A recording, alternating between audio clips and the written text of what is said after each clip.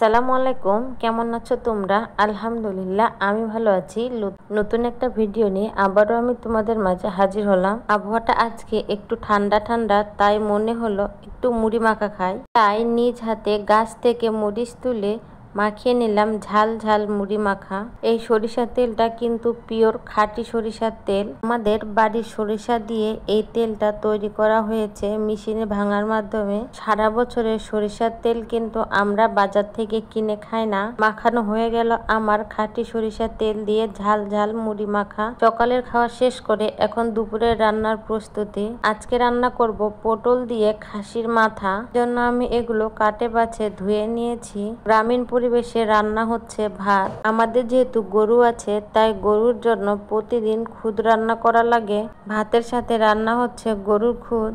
এই মাংসটা আমি প্রেসার কুকারে রান্না করব, তাহলে হাড়গুলা অনেক নরম হয়ে যায়। এক এক জায়গায় এক এক রকম জিনিসের এক এক রকম নাম থাকে। আমি যেটা দিয়ে ভাত নাড়ছি এটাকে আমরা ভাত লকড়ি। অনেক জায়গা আছে যেখানে প্রতিটা ঘরে শিলপাটা আছে বাটার জন্য, কিন্তু আমাদের ঠাকুরগার দিকে প্রায় প্রতিটা ঘরেই এই ছাম আর ধুর পাওয়া যায় মশলা বাটার জন্য।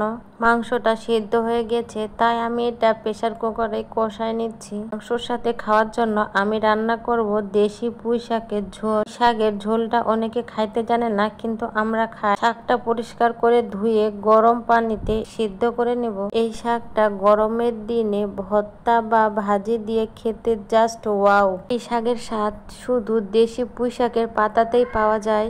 আমাদের তো খেতে ভালো লাগে, আপনাদেরও খেতে ভালো লাগবে ইনশাল্লাহ। শাকটা বাগার দেওয়ার জন্য আমি এখানে রসুন আর কাঁচামরিচ একটু থেতলে নিয়ে তেলে ভাজে নিব। এরপর শাকটা দিয়ে দিব।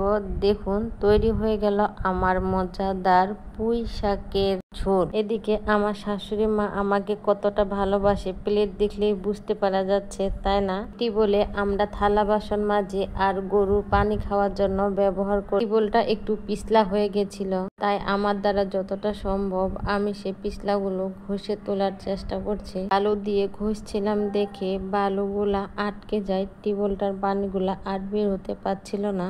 বালুগুলা পরিষ্কার করে আমি টিবলটা ভালোভাবে ধুয়ে নিই। এখন আমি যাচ্ছি আমার শাশুড়ি মায়ের লাগানো ঘেরা অর্থাৎ ধুন্দুল গাছে ধুন্দুল তুলতে।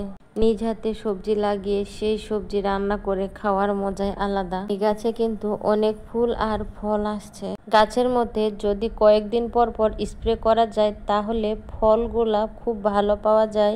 সেই ফলগুলাতে পোকা বা মাছি নষ্ট করে দেয়। আমি বাছে বাছে বড় ধুন্দুলগুলা তুলে নিয়েছি। কথা বলার মাঝে যদি কোনো ভুল করে থাকি তাহলে অবশ্যই ক্ষমা করে দিবেন। ভিডিওটি ভালো লাগলে অবশ্যই একটা লাইক দিবেন, কেননা আপনাদের একটা লাইক পরবর্তী ভিডিও বানাইতে খুবই সাহায্য করে। চ্যানেলটি সাবস্ক্রাইব করে পাশে থাকবেন। আল্লাহ।